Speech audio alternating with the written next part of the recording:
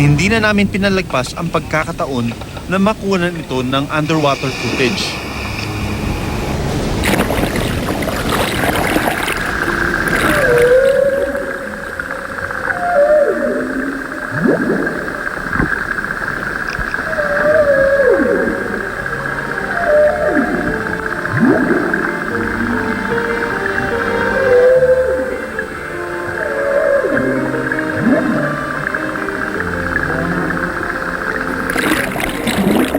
Nakakuha kami ng footage ng humpbacks.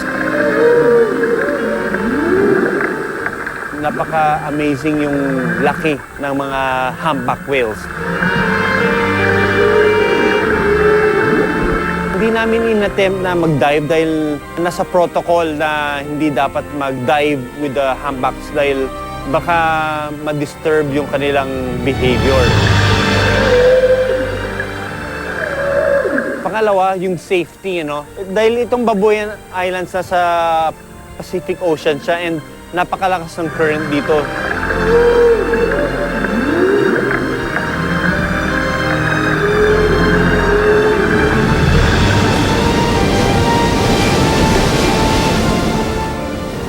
Nagkakaroon na ng variations sa mga galaw niya.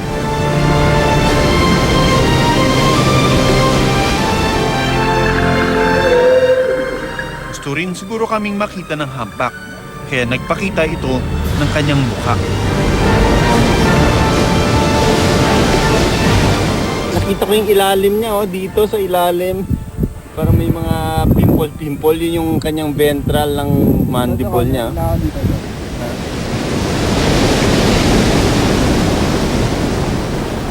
More than 30 minutes na tayo dito naghihintay. Pero kasama natin sila, Hindi sila umaalis.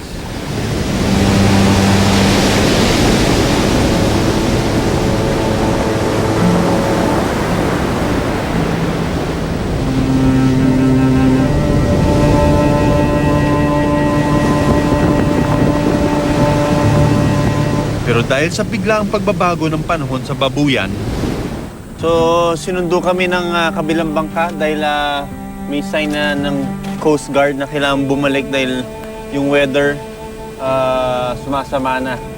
Pero today, marami tayong nakuhanan.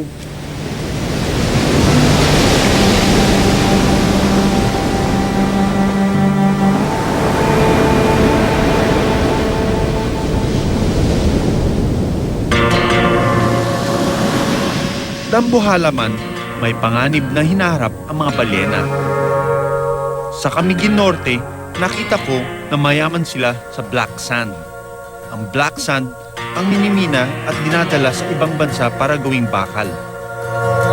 Sa pagkuha ng black sand, nababawasan ang baybayin ng dagat, nasisira ang mga puno at halaman. Dahil dito, naapektuhan din ang mga buhay ilang sa dagat kabilang ang mga balyena.